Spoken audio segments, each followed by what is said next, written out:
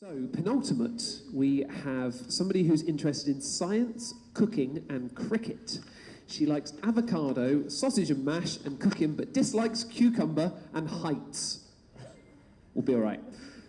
She wants to be an army medic and then maybe move on to being an A&E consultant. Please put your hands together for Ruby Hyde from Stroud High School. Are you ready, Ruby? Everyone gets them, everyone hates them. In fact, they're a right pain. Spots. I absolutely detest them. Put your hand up if you've had a spot. Now keep it up if they really annoy you. Exactly. I have tried everything to get rid of them. Ice, toothpaste, banana skin. I have tried everything.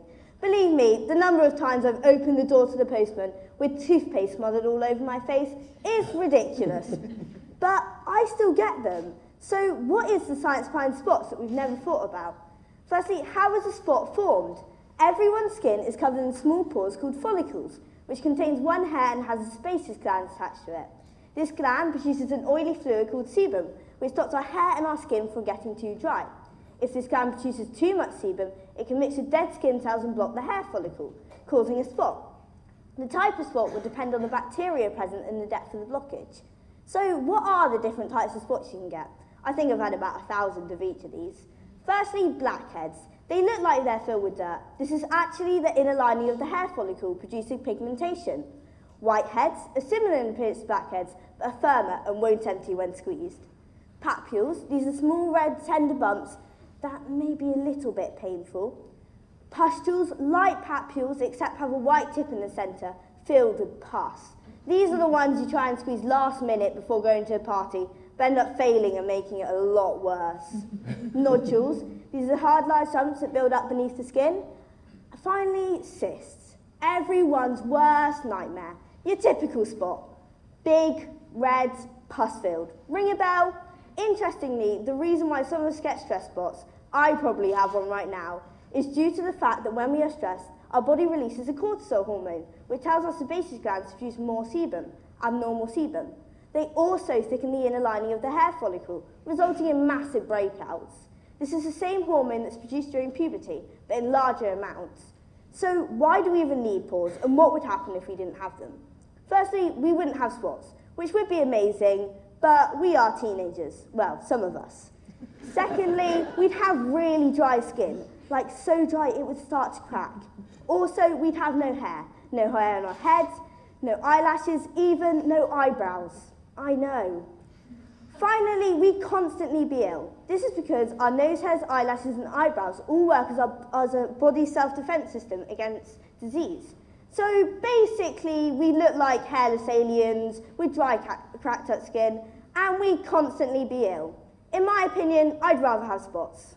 Thank you.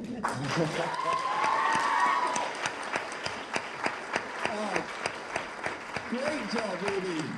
Really glad I hadn't just had lunch. But of course, that was a great hook. Wow, I learned so much. Gwen? That was absolutely brilliant. And I do admit, I'm not a teenager anymore. It's okay. But I thought you had a lovely, confident walk when you came on. Your voice was very, very clear and very engaging. You made it very personal. And one thing you did, which is, I think, really clever, is to be vulnerable yourself and talk about the things that happened to you. Because that makes us as an audience engage with you, because it gives a bit of your personal side. So well done, I think that was really good. And you have beautiful skin. Oh, thank you.